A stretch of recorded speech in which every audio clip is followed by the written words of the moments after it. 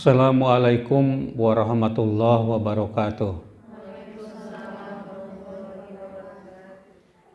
Alhamdulillah wassalatu wassalamu ala Rasulillah wa ala alihi wa sahbihi wa mawalah.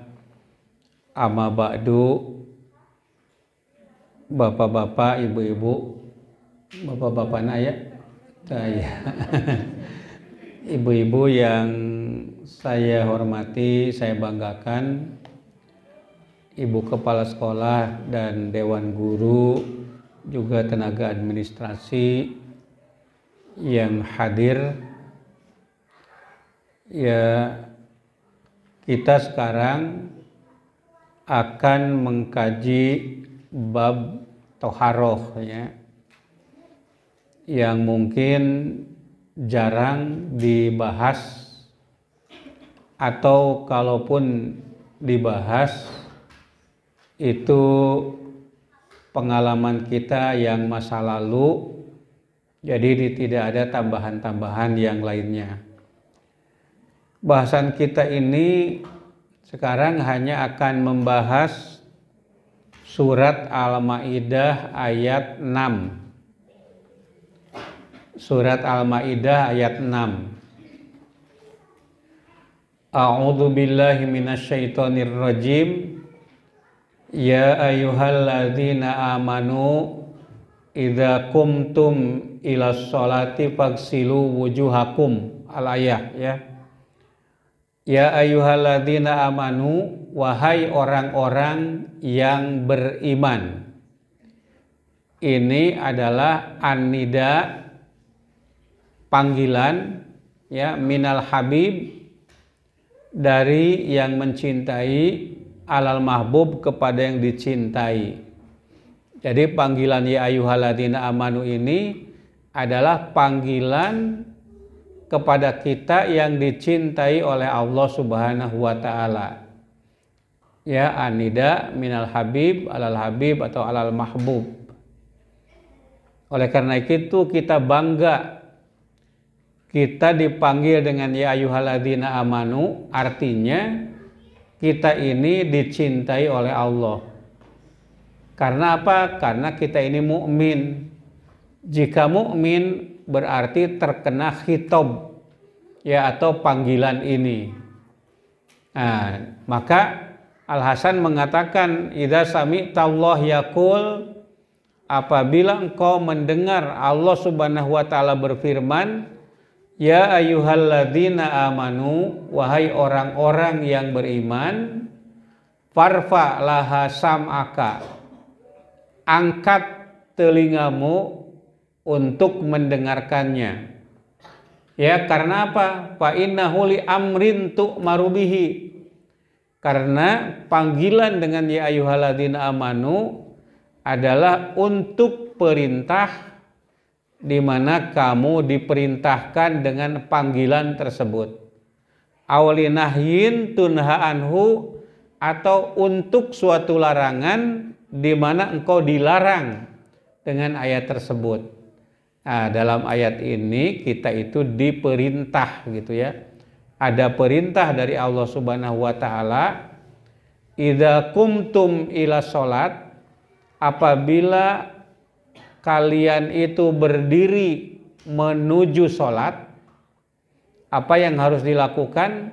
Yaitu faghsilu wujuhakum, wasuhlah mukamu, wa aidiakum ilal marafiq, dan kedua tanganmu sampai ke siku, wamsahu biruusikum wa arjulakum, usaplah kepalamu dan basuhlah kaki-kakimu ilal ka'bain, sampai dua mata kaki. Nah, ini kan berarti perintah untuk berwudu. Ibu-ibu sekalian, ayat ini memerintahkan untuk faghsilu, wasuhlah. Kalau dibasuh berarti pakai apa, Bu? Pakai air. Nah, kita akan membahas air aja dulu, ya. Ya, sebetulnya hanya membahas air saja itu tidak cukup waktu 1 jam atau 2 jam, tapi kita persingkat saja. Nah, ibu-ibu, air yang dapat digunakan untuk bersuci itu ada 2 ya. Yang pertama adalah ma yakhruju minal ar. Air yang keluar dari tanah. Seperti air mata air. Ya, sirah, cai. Nah, kemudian yang kedua maul nahri, yaitu air sungai. Kemudian maul bahri, air laut. Nah, itu yang bisa digunakan. Jadi air laut juga bisa digunakan untuk bersuci. Nah, yang kedua manazala minas sama, air yang turun dari langit. Ya, ada air hujan, maul mator ya. Kemudian ada lagi air es, maus salji.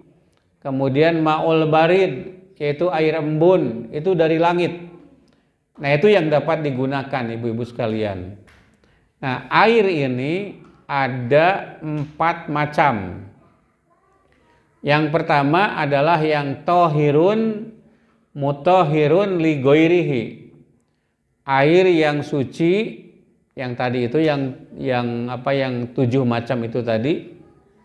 Mutahhirun li ghairihi, dapat digunakan untuk bersuci ya bagi yang lainnya. Artinya bisa digunakan untuk berwudu, bisa digunakan untuk mandi, bisa digunakan untuk membersihkan pakaian kita. Nah, itulah yang disebut dengan air mutlak. Air mutlak itu yang tadi itu belum bercampur dengan apa-apa, masih murni air hujan, masih murni air dari mata air, masih murni air sungai, air sumur dan seterusnya. Itulah air mutlak. Jadi jangan ditanya lagi, boleh tidak kalau kita mandi wajib pakai air sumur? Boleh tidak kita wudhu pakai air hujan? Itu boleh, karena dia mutlak, suci dan dapat digunakan untuk bersuci. Nah, yang kedua adalah yang suci tohirun wa mutahhirun li ghairihi, ya, suci dan dapat digunakan untuk bersuci, ya, tetapi makruh. Makruh itu apa ibu-ibu?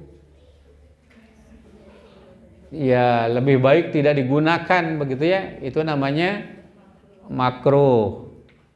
Yaitu maul musammas, air yang dijemur atau air yang dipanaskan atau air panas. Nah, itu tidak boleh ibu-ibu ya. Mandi pakai air panas, molotok. Ya. Itu tidak boleh digunakan untuk bersuci. Nah, kalau dijemur bagaimana? Kalau dijemurnya menggunakan bejana, wadah ya, yang biasa berkarat, itu tidak boleh. Yang berkarat itu terbuat dari besi misalnya. Tapi kalau yang tidak berkarat itu tidak apa-apa, misalnya ember, ya, digunakan untuk menjemur air, ya, itu tidak apa-apa. Jadi air musammas itu yang tidak boleh kalau wadah yang digunakan itu adalah wadah yang berkarat. Kenapa? Karena bisa menimbulkan penyakit sopa, penyakit kulit, ya, penyakit kulit. Ya, kenapa ibu-ibu penyakit kulit disatukan dengan kelamin? Penyakit kulit dan kelamin, ya, betul nggak? Coba tanya ke dokter, kenapa ada spesialis kulit dan kelamin gitu?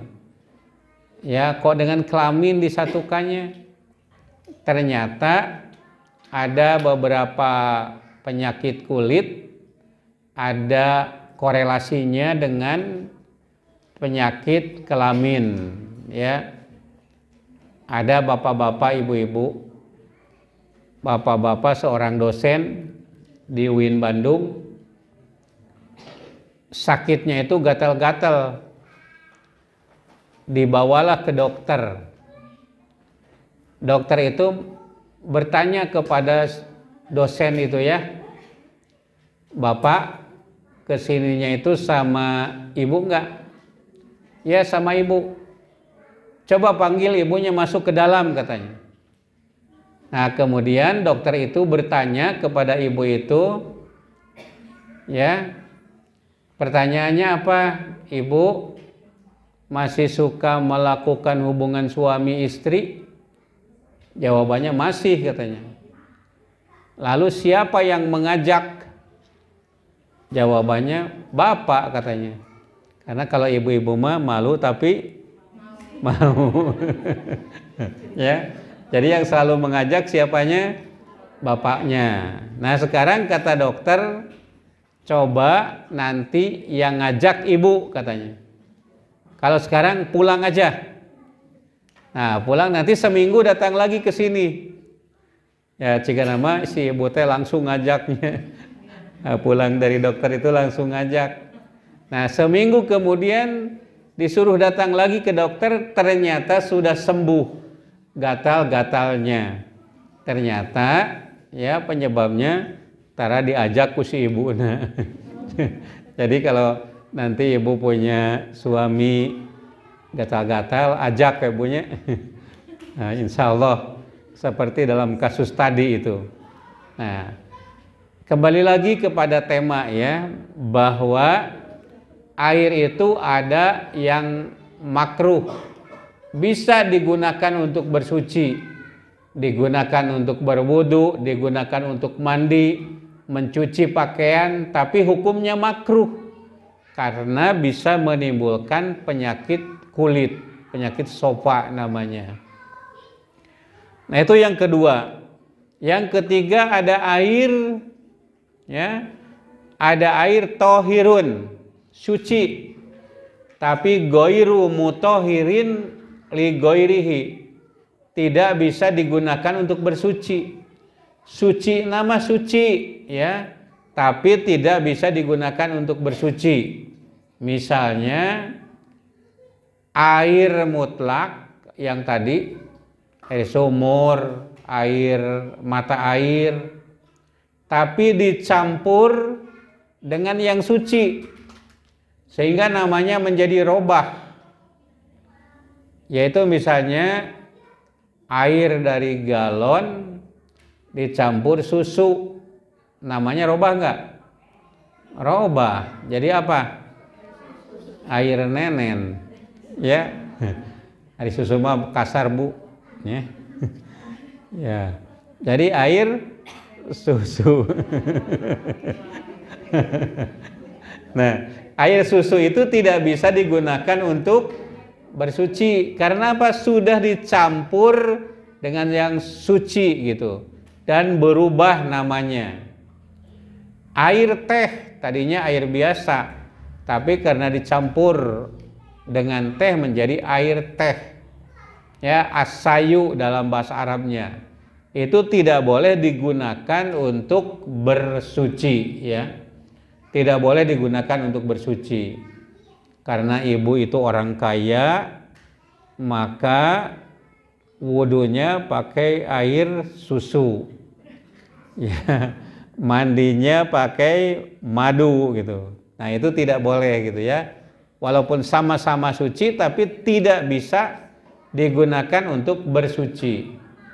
Nah, kemudian yang kedua, air yang bekas atau mustakmal. Tapi ini masih terjadi perdebatan di kalangan ulama. Air mustakmal itu air bekas bersuci, air bekas wudu, air bekas mandi, atau air bekas cebok digunakan untuk bersuci. Nah itu tidak boleh. Tapi ibu-ibu, Nabi Muhammad ya, karena Rasulullah yagtasilu bipadli Maimunah. Rasulullah itu pernah mandi bekas Bekas siapa? Bekas Maimunah atau sisa Maimunah gitu. Jadi itu ada dua pengertian, bisa berarti bekas, bisa berarti sisa.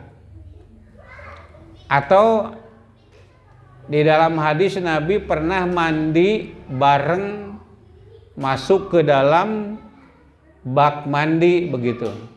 Ya. Jadi ada romantisnya begitu ya. Nah, ibu-ibu osok ibak duaan. Taranya. Iya. Ya itu yang baru nikah Bu Pikro itu mah suka Bu. Pengantin baru ya. Mandi duaan, jadi masih romantis. Nah, selalu Nabi itu sering mandi berdua. Nah, kemudian kalau mengenai air mustakmal atau air yang bekas, jelas dalam mazhab Syafi'i itu tidak boleh. Tapi pendapat yang lain itu dibolehkan, apalagi kalau air itu banyak. Air itu ada dua, al-ma'ul qalilu, ya, air yang sedikit, dan al-ma'ul kasir, air yang banyak. Air yang sedikit itu adalah madunal kulataini, air yang kurang dari 2 kulah. Anu disebut 2 kulah teh naon Bu? Anu disebut sakulah teh sakumaha? 2 kulah itu air yang kalau pakai liter kurang lebih 216 liter. Kalau di bak berarti ukuran 1 meter ya, tingginya 1 meter, lebarnya 1 meter, panjangnya 1 meter. Jadi berapa Bu? Sampai 1 meter ya. Jadi kalau air itu banyak itu yang 2 kulah air yang tadi itu banyaknya. Jadi tenanaon wudu misalnya langsung dikobok kadinya. Ya, mandi langsung brus kadinya itu tidak apa-apa ya. Tapi kalau air cuma 1 gelas ya itu tidak boleh gitu. Nah, itu yang disebut air 2 kulah. Air bekas itu tadi air yang kurang dari 2 kulah tapi digunakan untuk mandi, bekasnya masuk lagi ke sana. Tapi sekarang itu menjadi persoalan ibu-ibu. Di beberapa negara, misalnya di Jerman kalau tidak salah, itu 1 orang itu dijatah dalam 1 hari hanya 7 liter saja. 7 liter teh untuk mandi, untuk cebok, untuk apa itu 7 liter. Ya. Dan sekarang ini ada teknologi. Jadi ibu kalau punya uang beli alatnya. Jadi sedang musim kemarau sekarang, cukup air yang ada itu diolah balik lagi ke toren, dari toren ke bawah, balik lagi ke bawah, kemudian ke toren lagi, airnya masih itu juga. Nah, pertanyaannya, boleh tidak kalau mandi atau berwudu dengan menggunakan air itu? Ya, ini jadi persoalan ya. Nah, kalau dalam fikih itu boleh, dalam fikih kontemporer itu. Ibu-ibu juga suka minum menggunakan air dari sumur. Sumurnya itu dekat sapi tank ya. Apalagi di kota. Di Jakarta itu 75 air itu adalah air tinja. Ya, di Garut juga mungkin saja. Di Balai Endah ya. Penduduknya padat, antara WC dengan air sumur itu berdekatan gitu. Ya itu bisa saja itu air tinja. Boleh tidak digunakan untuk bersuci gitu. Ya, kalau sudah mengalir disaring oleh tanah itu termasuk yang dibolehkan dalam ilmu fikih seperti itu. Alah kayak punya sing siremen ieu teh. Nah, kedah nama Bu Pikro yogikeun eta. Kursi Sebentar ya.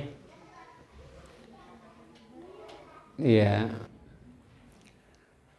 Kembali air mustakmal, tapi air mustakmal ini, air bekas ini tidak ada kesepakatan di karangan ulama.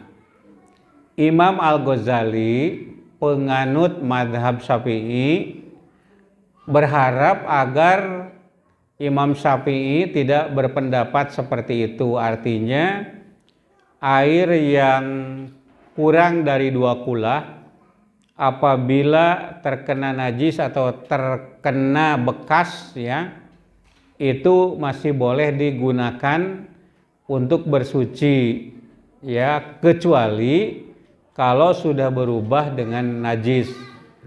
Itu pendapat Al-Ghazali.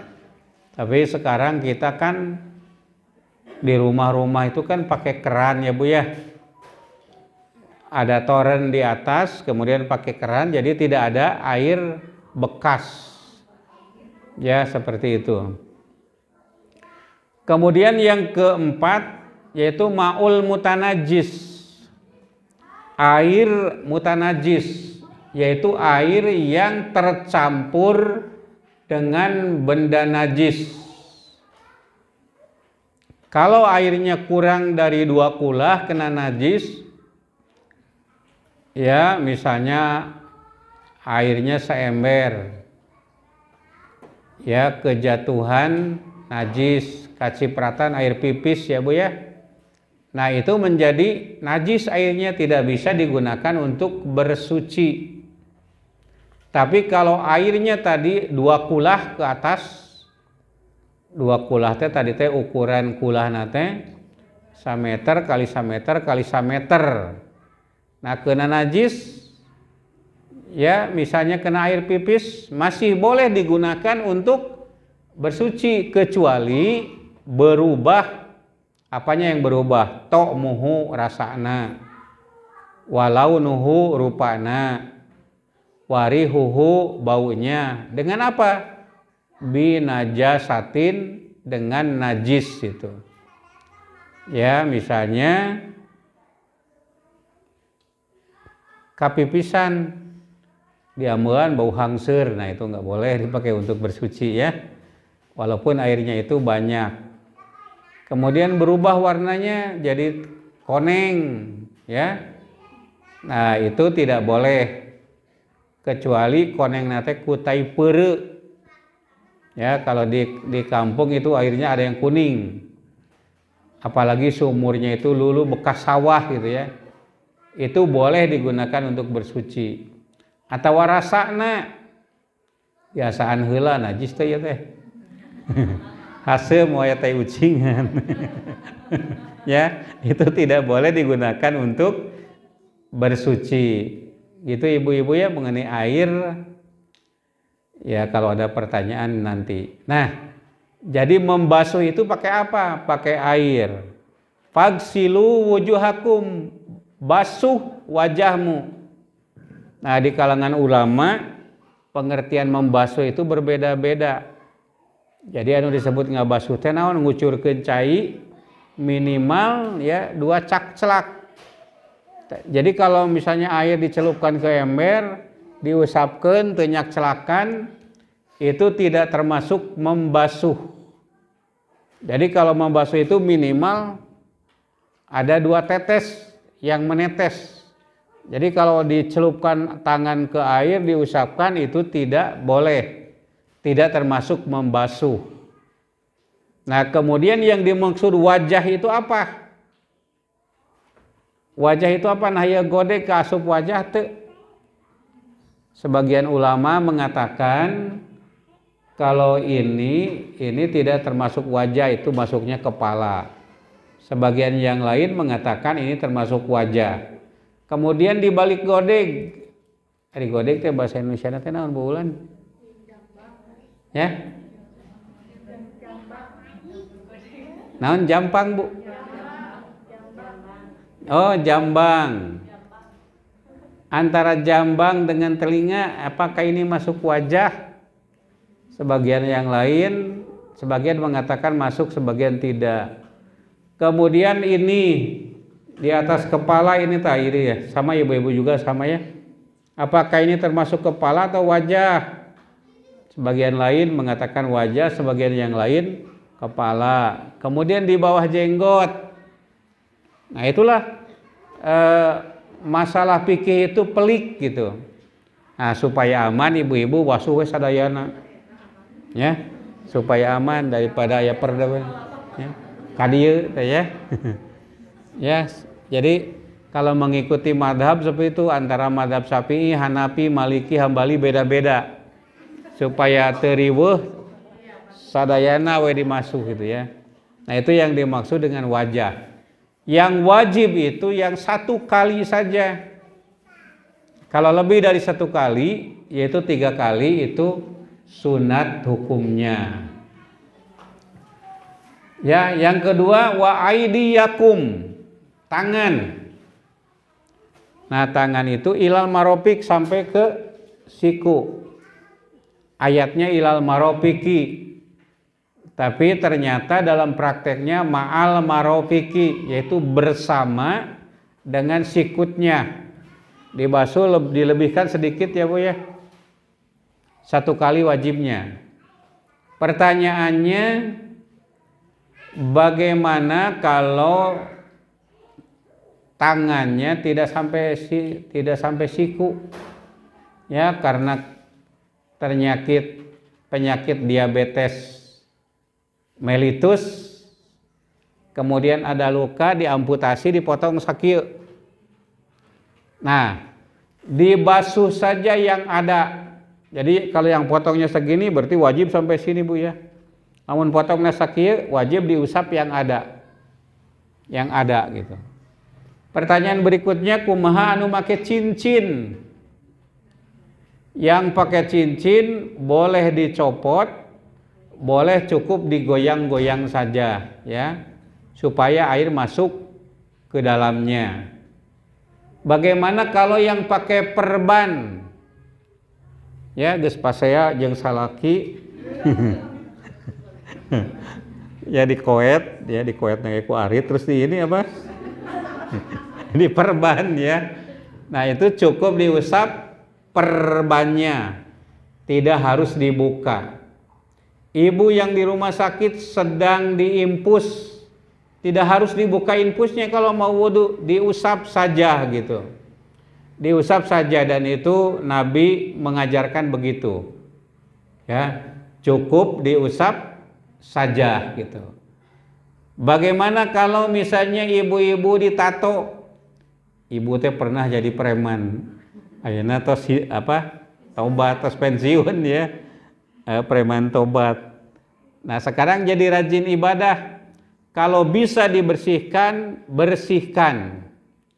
Kalau tidak bisa, ya biarkan saja, itu dimaafkan ya Bu ya.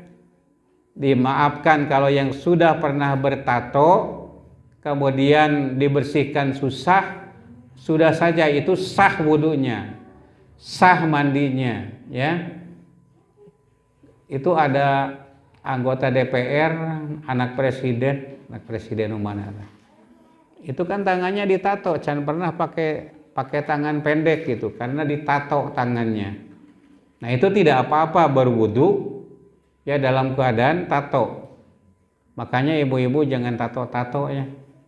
Dalam hadis dikatakan la'anallahu al-wasimat wal mutausimat wal wamisat wal mutaumisat wal wasilat wal mutausilat.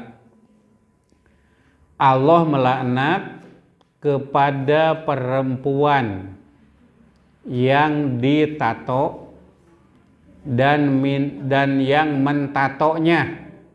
Jadi minta ditato jeung anu ditatonya sama. Teu aya gawe ya. Dina pingping ditato gambar pos ronda. Ya, tidak ada pekerjaan ya. Dina tonggong aya gambar kalajengking ya. Ya dan lain sebagainya. Nah itu tidak ada kerja itu. Kecuali yang sudah tidak apa-apa. Allah memaafkan ya. Ya tadi ayat yang disampaikan itu oleh Ibu siapa tadi teh? wanisa ya. Itu mah masalah utang piutang. Jadi lamun kita punya piutang nagih, yang ditagih itu tidak punya, panadiratun ila maisyaratin, tunggu sampai dia punya. Tapi kalau dia tidak punya, wa anta sodaku, apabila mensodakohkan itu lebih baik ya. Tapi kalau yang punya utang tidak boleh lupa. Kata Pak Ridwan Kamil, naon bedana hutang jeung mantan. Kalau hutang tidak boleh dilupakan, kalau mantan harus dilupakan gitu ya. Kita jokadinya tuh Bu, ngebahas naon itu teh. Ya, kembali kepada tadi ya, ke jalan lurus ya Bu ya. Yaitu wa aidiakum, kedua tanganmu. Tadi yang pakai cincin, pertanyaannya bukankah cincin itu harus dilepas kalau mau ke kamar mandi? Ya kalau ibu ingin bersih cincinnya, ya dilepaslah di luar gitu, disimpan di kamar. Ya tapi kalau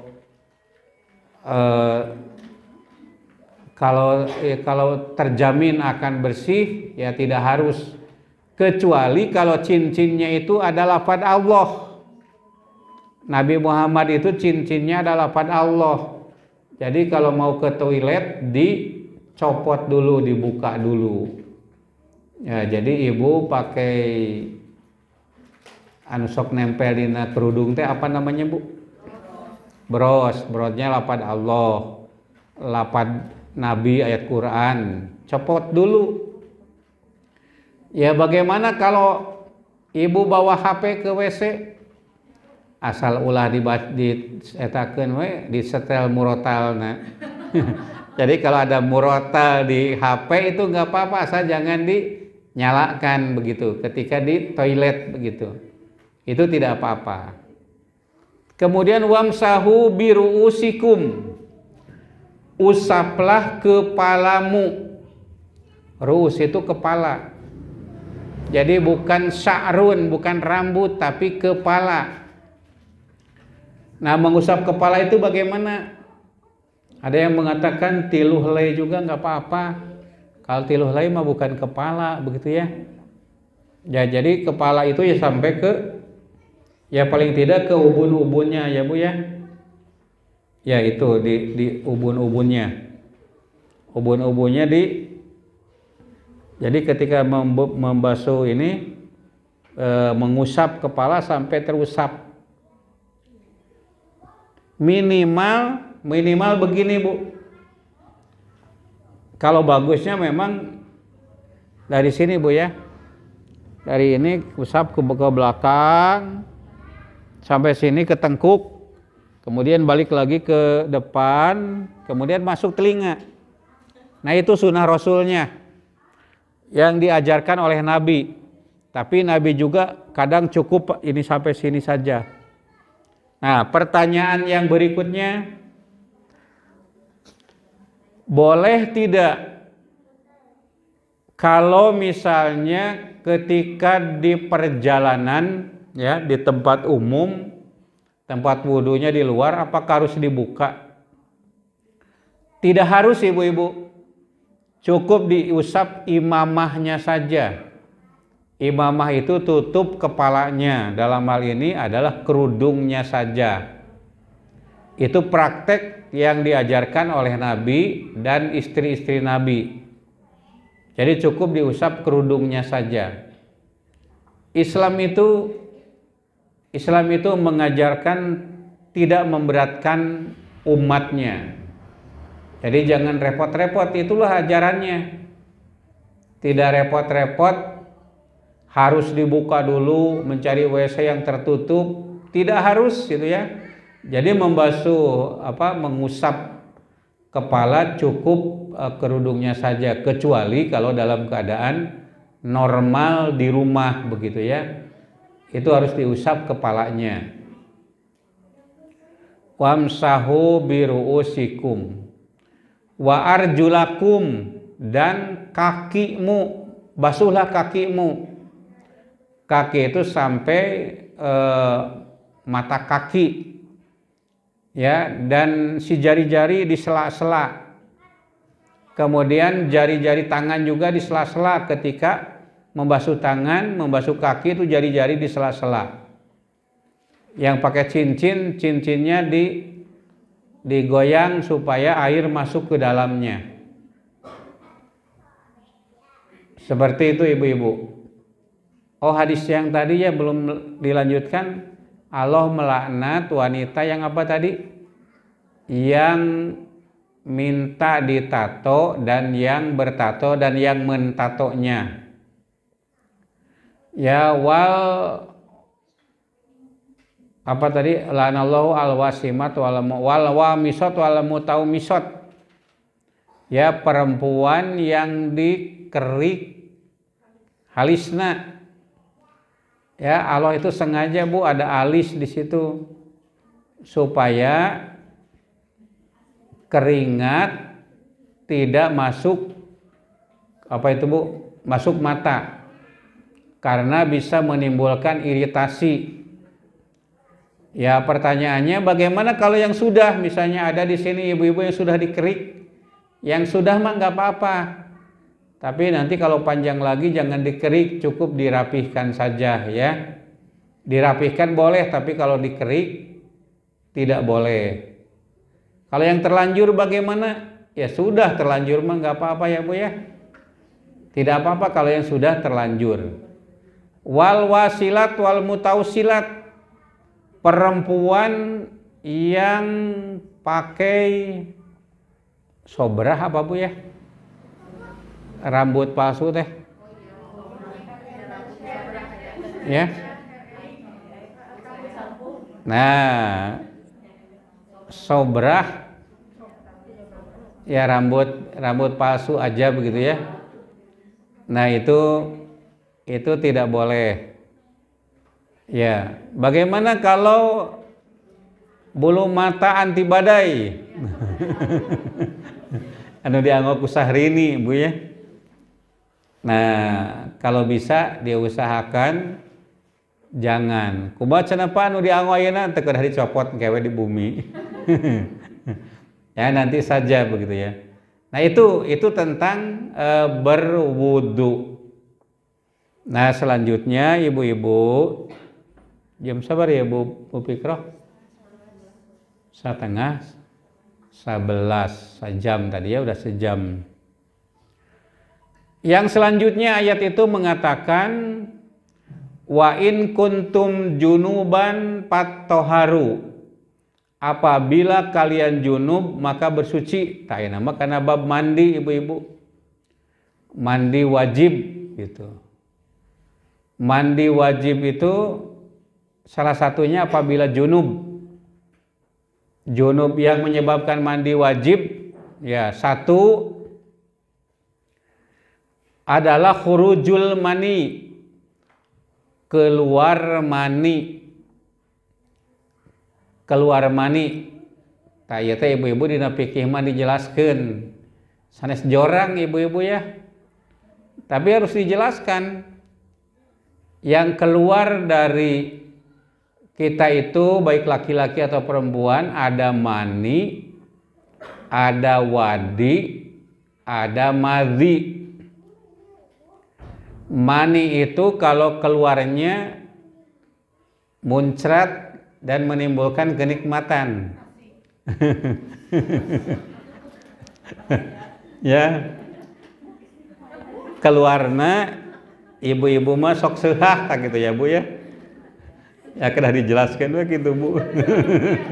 Ya. Keluar mani.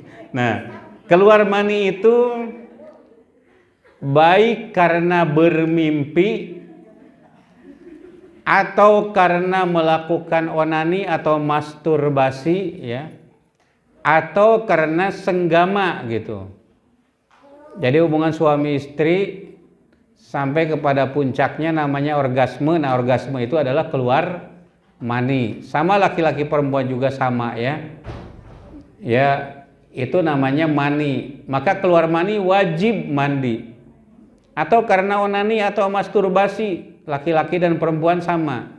Perempuan itu yang melakukan masturbasi, 80% perempuan itu melakukan itu, begitu ya. Iya, boleh enggak? Boleh enggak Bu gitu teh Bu? Dalam hadis dikatakan la'anallahu anakihu yadahu. Allah melaknat kepada orang yang nikah dengan tangannya. Nikah dengan tangan, ya. Al-fa'il wal maf'ul, yang melakukannya dan yang menjadi objeknya. Ya. Minta tolong kepada yang lain. Nah, itu nggak boleh ya Bu ya. Tapi kalau ada orang yang sangat hiperseks, kata Imam Hanafi, itu dibolehkan. Jadi yang normal-normal itu tidak dibolehkan. Nah, kemudian kalau bermimpi senggama, ya, kalau mimpi itu asal keluar mani walaupun tidak mimpi senggama, tapi kalau cuman mimpi senggama saja tidak keluar mani, tidak wajib mandi. Ya, jelas ya Bu ya? Nah, kalau madi itu lendir yang keluar dari kemaluan kita karena syahwat, ya.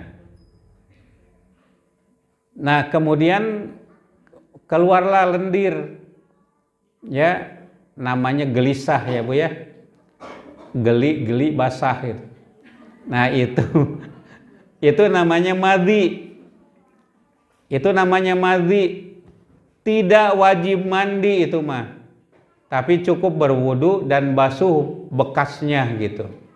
Tidak wajib mandi, itu namanya madi.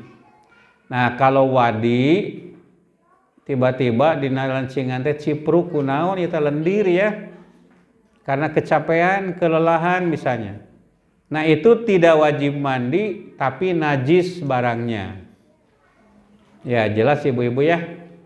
Nah, kemudian yang kedua yang menyebabkan mandi itu adalah idzal taqal khitanani, apabila bertemu dua hitan, faqad wajabal guslu wa ilam yanjil, maka wajib mandi walaupun tidak keluar mani. Ya, nyante keluarnya wajib mandi, ruginya Bu. Ya, tapi wajib mandi. Ya, mohon maaf saya harus menjelaskan yang begini karena memang ya harus dijelaskan. Walaupun tidak keluar mandi, asal sudah ketemu dua hitan, itu wajib mandi. Pertanyaannya, kumaha Pak lamun pakai, misalnya pakai celana gitu ya, itu mah tidak ketemu hitan. Tapi nanti mendesak lagi, kumaha lamun pakai kondom. Ya, maka disinilah perdebatan di kalangan ulama mengenai itu. Jadi ketemu hitan itu wajib mandi walaupun tidak keluar mani. Kemudian karena ibu sudah haid atau nipas atau wiladah itu darah yang keluar bersamaan dengan keluarnya bayi. Nah, setelah keluar bayi, keluar darah, itu namanya nipas. Tapi kalau berbarengan dengan bayi namanya darah wiladah. Darah yang keluar setelah bayi keluar itu namanya darah nipas. Kemudian yang wajib mandi itu kalau sudah memandikan mayit. Memandikan mayit itu disunatkan kita mandi dan lain sebagainya. Itu yang menyebabkan kita wajib mandi. Nah, sekarang bagaimana caranya mandi? Kumaha Bu carana ibak teh Bu? Langsung wae diguyur gitu. Banyak yang di kamar mandi meninggal, kenapa coba? meureun ibakna teu leres Bu ya. Jadi langsung ke kamar mandi, langsung bur gitu. Jadi ada tata caranya dari Nabi begini Bu, yang diajarkan oleh Nabi kepada Aisyah. Pertama, membasuh tangan dulu. Kedua, basuh dulu kemaluan. Ya, mungkin sudah keluar haid atau sudah senggama, basuh dulu kemaluan. Sudah bersih, kemudian berwudu. Setelah berwudu, basuh bagian kanan dulu, baru yang kiri, baru semua anggota badan, kepala semuanya harus basah. Makanya disebut mandi basah. Kalau orang Sunda mah disebut nanti adus, betul ya? Padahal adus dalam bahasa Jawa teh mandi. Kalau orang Sunda mah disebut adus teh mandi wajib, mandi besar. Coba diulangi deh Pak, Bu, besi eta. Satu apa tadi Bu? Basuh tangan. Kedua, basuh kemaluan. Tiga, berwudu. Keempat, bagian kanan dulu, baru kiri. Kemudian badan. Yang terakhir kaki, basuh kaki yang terakhir itu. Nah itu aturannya, sunatnya. Tapi kalau mau tidak begitu juga, asal membasahi seluruh tubuh itu tidak apa-apa. Tapi kalau kita ingin mendapatkan sunnah Nabi, nah seperti itu cara mandi wajib itu. Begitu ya Bu ya. Nah yang terakhir bahasanya ayat itu tadi, wa in kuntum mardo, apabila kalian itu sakit,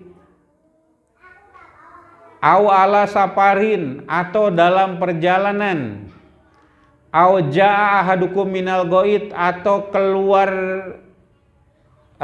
dari WC, au lamastumun nisa, atau menyentuh atau bersenggama dengan istri, walam tajidu ma'an, kalian tidak menemukan air, fatayammamu so'idan thayyiba, maka bertayamumlah dengan tanah yang bagus. Nah itu bab tayamum begitu ya. Jadi seayat aya bab wudu, aya bab mandi, ada bab tayamum. Tayamum itu pengganti dari wudu dan mandi. Ya, dalam ayat ini wa in kuntum mardo, jika kamu sakit, ya ulah repot-repot kudu mandi segala macem ya. Cukup saja tayamum. Ya, sakit yang kalau tersentuh air akan lebih parah sakitnya, atau tidak kuat kalau tersentuh air, ya maka cukup tayamum saja. Atau ketika kita berada di perjalanan, perjalanan anu mana Bu? Ya teh ibu teh saha wae. Ibu kelas genep mun teu aya Bu eta teh. Oh aya. Siapa? Mama Fahira. Ya. Mama Najwa Sipa. Mama Najwa Sipa dari mana Bu? Cihonye datang ka dieu, Jayaraga datang ka dieu. Perjalanan jauh bukan? Ta eta mah Bu teu kedah tayamum Bu ya. Di dalam ayat ini sapar. Sapar itu perjalanan jauh yang tidak bisa ditempuh dengan pulang pergi. Ari Jayaraga ka dieu mah bisa bolak-balik ya Bu ya. Ya sehari semalam maksudnya. Di Cihonye juga bisa, itu tidak harus tayamum. Yang dikatakan safar adalah perjalanan yang tidak bisa ditempuh bolak-balik dengan jalan kaki. Begitu. Ukurannya berapa? Nah, disinilah yang ukurannya adalah kurang lebih 60 kilo ti dieu ka Cicaheum, Cicaheum. Ya orang Jawa Bu di dieu. Kan orang Jawa mah Cicaheum ke Cicaheum ya. Cihaneut oge Cihaneut. Cium belut, cium buluit, cium belut. Nah, itu boleh tayamum kalau perjalanan itu jauh. Aw jaa ahadukum minal ghaid, keluar dari WC. Maksudnya jaa ahadukum minal ghaid itu keluar angin ya. Keluar angin. Nah, itu boleh tayamum. Berarti hadas. Awlamastumun nisa, atau bersentuhan dengan perempuan. Nah, ini ulama beda Bu. Ada yang mengatakan lamastum itu bersentuhan gitu ya. Ada juga yang mengatakan senggama. Sahabat Nabi Ibnu Abbas mengartikan kata lamastum di situ adalah jima. Jadi kalau bersentuhan biasa itu tidak. Nabi Muhammad itu pernah mencium Aisyah setelah wudhu untuk sholat duhur, mencium Aisyah, itu tidak batal wudhunya. Kemudian ketika sholat tahajud, kaki Aisyah itu berselonjor. Ketika sujud, Nabi menggeserkan kaki Aisyah, bersentuhan kulit di situ, itu tidak batal wudhunya gitu. Nah, seperti itu. Walan tajidu ma'an, dan tidak menemukan air. Menemukan berarti sudah mencari dulu, kata Imam Syafi'i ya. Jadi kalau tidak mencari dulu itu bukan walan tajidu, tidak menemukan, harus nyari dulu. Tidak menemukan air. Jadi tidak ada air itu bermacam-macam, karena airnya kurang. Misalnya air ada tapi untuk makan, minum. Air ada tapi cuma 1 seloki. Nah, itu kita bertayamum. Dengan apa? So'idan thayyiba, dengan tanah yang naik, kebul. Ada ulama yang mengatakan tayamum teh kudu ku tanah menanggagali 3 siku. Ari menanggagali 3 siku mah bukan keringanan atuh ya. Adanya tayamum itu untuk meringankan, ya mah kudu ngagali 3 siku lieur. Ya. Nah, jadi ibu bisa tayamum ke meja tah kotor ya, ada debu ke dinding. Kalaupun di pesawat sekalipun ya, tayamum itu ya, jadi debu yang naik tapi yang bagus ya. Ulah tayamum debu nate tina tai sapi nu garing gitu. Nah, itu tidak thayyib. Dalam ayat ini so'idan thayyiba. Wamsahu bi wujuhikum wa aydiyakum minhu. Ya, usaplah wajahmu dan tanganmu dari debu itu. Ya, misalnya ibu berangkat di Jayaraga Mamana Pahira bade ka Jakarta. Nah, berangkatnya jam berapa? Berangkatnya jam 11, belum masuk waktu duhur. Nah, di jalan jam 12 kira-kira. Nah, mau sholat, ya cukup saja apa? Ditepukan apa? Tangan ke jok atau ke kaca mobil, kemudian ditepukan ya, ditiup, kemudian diusapkan. Itu. Yang kanan pakai yang kiri. Nah, kemudian baru tangan. Jadi wajah tadi pakai ini ya Bu ya. Nanti tangan pakai ini. Nah, jadi wajah sep tuh ya. Kemudian yang kanan. Nah, kemudian nanti si yang ini, yang bagian ininya pakai untuk tangan. Sampai sini, tidak harus sampai siku. Yang ini juga begitu. Selesai itu langsung sholat Allahu Akbar. Kemana menghadapnya? Kalau mobil itu menuju Jakarta sudah tepat itu arah kiblat. Tapi kalau misalnya dari Jakarta ke Garut membelakangi kiblat. Nah, maka sholat di kendaraan itu kita niatkan saja menghadap kiblat, tetapi karena di kendaraan maka kemana saja fa'aina tawajjahat, kemana saja kendaraan itu menghadap, maka kalian itu menghadap ke sana. Fa'aina ma tuwallu fasama wajhullah, kemana saja kamu menghadap maka disitulah zat Allah. Jadi tidak repot-repot ibu-ibu. Pertanyaannya kan ada aqua, pan aqua maker nginum, ya. Jadi kalau itu termasuk kepada tidak ada air, kecuali lamun karena bus teh mawa emer gitu ya Bu, berwudu. Selanjutnya bagaimana tidak menutup aurat? Menutup aurat itu tidak harus pakai mukena, ya. Pakai misalnya kaki dilipat saja supaya tertutup, dilipat karena joken. Kemudian si tangan pakai tangan panjang cukup di misalnya supaya tertutup aurat. Tapi kalau muslimah itu kan dari rumah sudah siap-siap untuk menutup aurat begitu. Pertanyaan berikutnya, bagaimana kalau celana itu kena najis? Aya najisan gitu ya. Ketika di perjalanan. Nah, ibu-ibu, yang begitu itu termasuk kepada yang dimaafkan. Jadi kalau dalam keadaan darurat begitu, itu masih dimaafkan. Kalau Imam Syafi'i katanya sholat aja dulu untuk menghormati waktu, tapi nanti sholat lagi.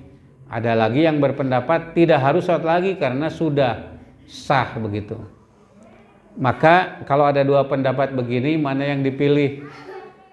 Yang dipilih adalah yang ringan atau yang ada dalilnya.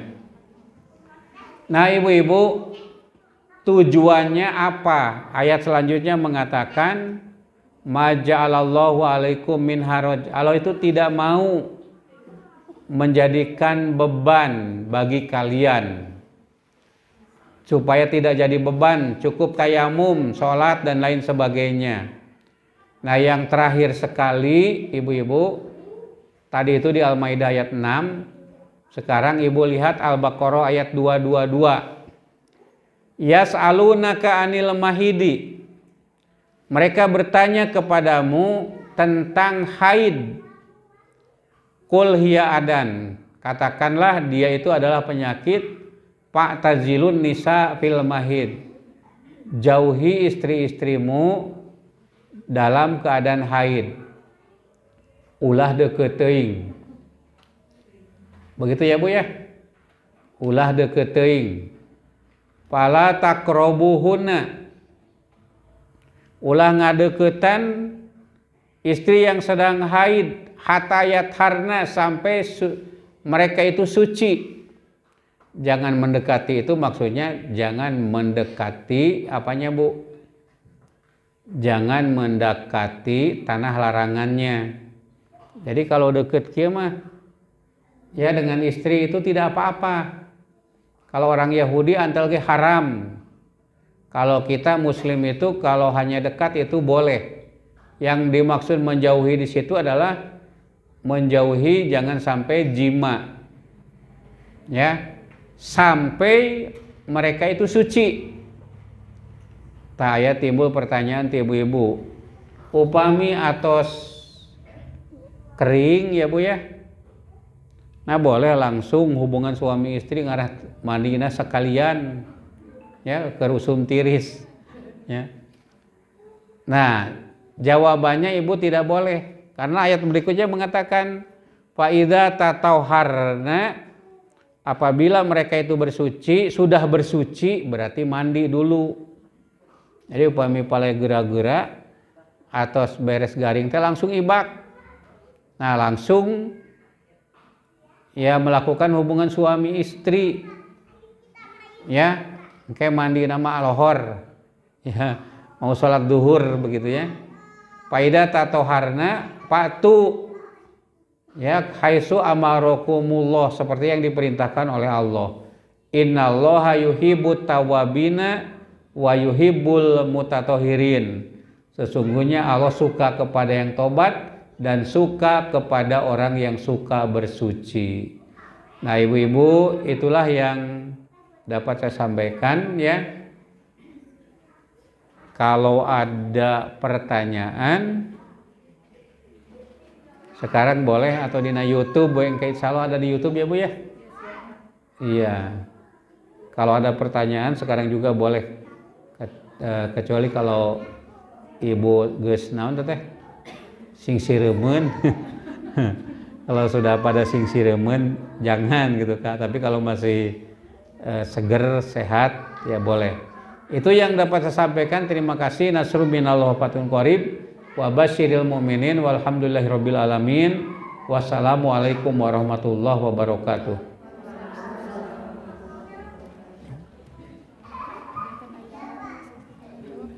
Boleh. Masya Allah ya ibu-ibu, ternyata satu ayat saja bisa perlu menjelaskan beberapa jam gitu ya. Mungkin ini pun tidak semua secara detail ya Pak ya. Dan sekarang mungkin dibuka sesi tanya jawab karena masih ada waktu. Apabila ada yang tadi kurang paham atau misalkan ada pertanyaan di luar materi juga boleh ya Pak. Enggak gitu ibu ini ayah ada di taksi.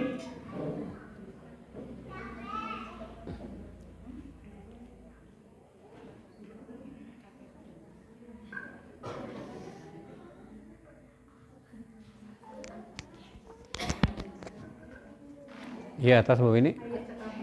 Ayah ada di taksi. Mangga. Bismillahirrahmanirrahim. Assalamualaikum warahmatullahi wabarakatuh. Waalaikumsalam. Mungkin ini Pak pertanyaan yang tadi dalil tentang potongan ayat tersebut famsahu bi ru'usikum ya, tentang mengusap rambut atau kepala tadi ya. Nah ini tadi Bapak ceritakan bahwa itu ternyata emang boleh ya, hanya mengusap bagian kerudungnya gitu ya. Dan saya banyak sekali melihat kejadian fenomena seperti itu, terutama misalkan di masjid-masjid besar gitu yang tentunya itu masjid itu ada airnya, banyak sekali ditemukan air. Nah, apakah dalil itu bersifat darurat mengusap kerudung itu gitu ya? Apa emang diperbolehkan gitu Pak? Sifat dari mengusap kerudung terutama ya, karena emang kalau saya gini, selama ada air mah tidak mau itu dijadikan sebagai sebuah dalil mungkin ya, untuk dilakukan. Termasuk mungkin karena ingin kesempurnaan, tapi kan karena banyak juga yang melakukan seperti itu gitu, bahwa padahal air bocor jelas-jelas besar, tapi banyak sekali yang itu mengusap hanya kerudungnya saja. Nah, apakah itu dari pertanyaan kembali bersifat darurat atau diperbolehkan apabila air pun itu masih banyak gitu, mungkin itu Pak. Terima kasih. Assalamualaikum warahmatullahi wabarakatuh. Waalaikumsalam. Anu sana saya deh Bu, karena sekalian.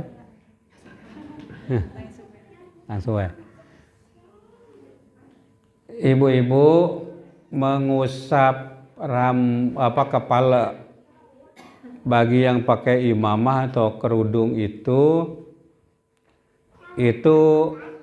bukan karena tidak ada air ya, tapi ya kalau kerudung sudah rapi kemudian di tempat umum ya, kalau di rumah kan harus dibuka itu, tapi kalau di tempat umum dan kerudungnya sudah tutup, kepalanya sudah rapi, itu tidak harus kepalanya yang diusap. Ya sama juga dengan ibu-ibu yang rambutnya tebal. Ibu-ibu yang rambutnya tebal kemudian panjang sampai ke paha misalnya. Nah itu Nabi ditanya oleh seorang istrinya, apakah ini juga harus dibasuh sampai ke dalam dengan kepala-kepalanya? Nabi mengatakan, ya siramlah cukup dengan 3 kali siraman. Jadi tidak harus basah sampai ke dalam-dalam. Jadi ada pengecualian. Nah, di dalam usul fikih ada bab namanya at-tahsis ya. Tahsisul am. Mengecualikan dalil-dalil yang umum. Dalil umumnya apa? Wamsahu biruusikum ya. Usap kepalamu. Itu dalil umumnya. Dalil khususnya apa? Tapi khusus yang memakai tutup kepala yang ketat cukup diusap saja. Nah, kemudian mandi wajib itu dalil umumnya wajib membasahi seluruh badannya. Ya, kecuali nah ini ada tahsis. Namanya mukhassis muttasil. Ya, munfasil. Dalil yang mengharuskan membasuh seluruh tubuhnya itu ada di dalam hadis 1 ya, yang mengecualikannya itu ada di hadis yang lain, itu namanya mukhassis munfasil. Ada sahabat yang sudah mandi wajib tapi kelihatan ada kering di kepalanya sebesar uang rupiah zaman baheula. Nah, oleh Nabi dikatakan ini masuk neraka ya, karena ada yang belum basah. Tapi ketika ada perempuan yang berambut lebat, si rambutnya teh lebat, bertanya kepada Nabi, cukup siram 3 kali. Tidak harus dibuka ieuna naon Bu, gelungna. Tidak harus dibuka gelungna. Tapi cukup disiram. Ya, Nabi tidak merintahkan buka gelungna, basuhan kabeh, tidak. Cukup dibasuh saja 3 kali begitu ya. Lamun teu kareunang. Jika nama lamun di banjur kitu unggul mah kareunangnya punya. Iya, pastinya dibasuhan, di sampoan gitu ya. Tos saminggu henteu siram, tidak dibasahi. Nah, kalau sudah mandi wajib tidak harus wudhu lagi. Ya, kalau ibu-ibu sekali lagi, kalau sudah mandi wajib tidak harus wudhu lagi. Aya sahabat anu nanya, ya Rasulullah, kalau sudah mandi wajib itu apakah harus wudhu lagi? Nabi mengatakan tidak. Ya, ayul wudhu a'amu minal gusli. Mana yang lebih menyeluruh, wudhu atau mandi? Pasti mandi. Anggota mandi itu seluruh anggota wudhu itu terkena gitu. Maka kalau sudah mandi wajib tidak perlu wudhu lagi. Saya kira ibu-ibu itu saja yang dapat saya sampaikan ya. Terus karasa pusing. Tadi sing sireman mah henteu da salikna kursi ya. Tapi ibu-ibu tos sing sireman. Itu saja yang dapat saya sampaikan. Terima kasih. Masya Allah, terima kasih kepada Bapak Dr. Haji Dudung Rahmat MAG yang telah menyampaikan materinya. Bapak ada satu lagi, sama boleh Bapak? Mangga tuh, mangga. Sa? Mama Azka? Assalamualaikum warahmatullahi wabarakatuh. Oh, ini sedang libur. Salam. Alhamdulillah hari ini bisa mengikuti kajian. Tadi pembahasannya tentang saat haid itu tidak boleh disentuh oleh suami kalau belum bersih gitu ya Pak? Iya. Jadi ingat waktu kuliah dulu saya pernah sama dosen PAI. Jika itu malam hari itu sudah bersih gitu, apakah kita ada dalilnya mungkin diperbolehkan nanti sekaligus paginya. Punten ya Pak, biar jelas aja gitu. Mungkin orientasinya lebih ke kesehatan mungkin ya, karena kalau mandi malam hari ya gitu. Nuhun Pak. Iya, Bapak sehat. alhamdulillah. Alhamdulillah, saya mendoakan ya Pak ya, mudah-mudahan sehat terus, amin.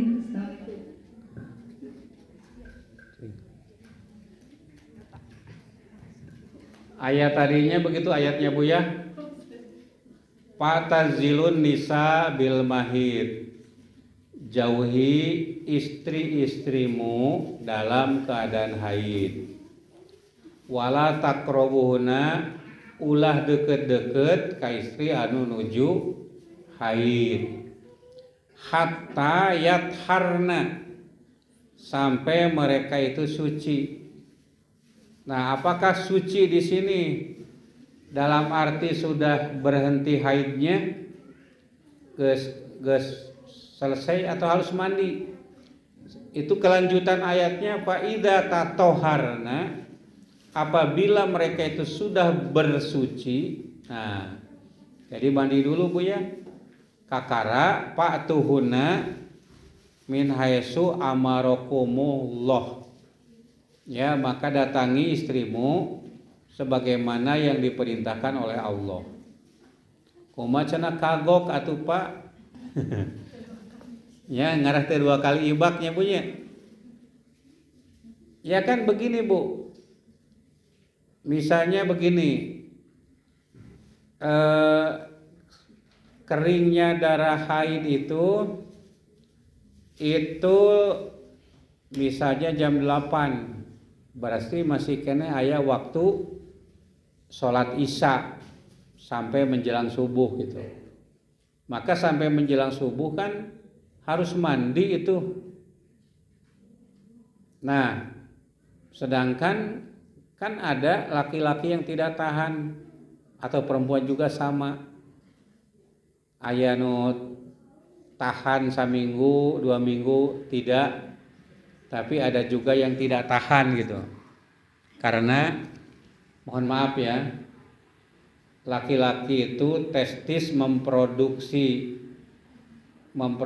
sperma itu sempurna itu 74 jam. 3 hari berarti ya.